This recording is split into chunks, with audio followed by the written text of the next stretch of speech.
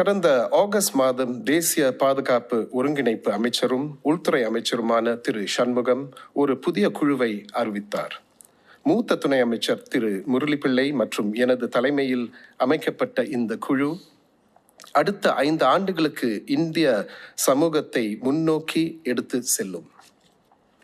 இதை பற்றிய அறிவிப்பு வெளியானதிலிருந்து நாங்கள் பல சந்தர்ப்பங்களில் சமூகத்தை சார்ந்து பல்வேறு துறையினருடன் கலந்துரையாடியிருக்கிறோம்.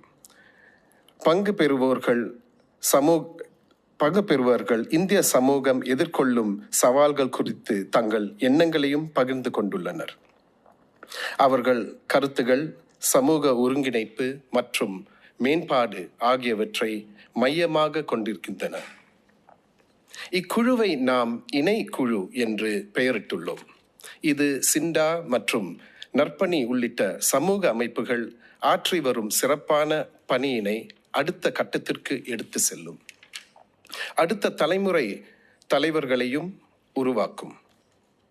அத்துடன் நம் சமூகத்திற்கு முக்கியமான விஷயங்களை பற்றி கலந்துரையாட ஆண்டுதோறும் நடைபெறும் ஓர் கருத்தரங்கை உருவாக்குவோம்.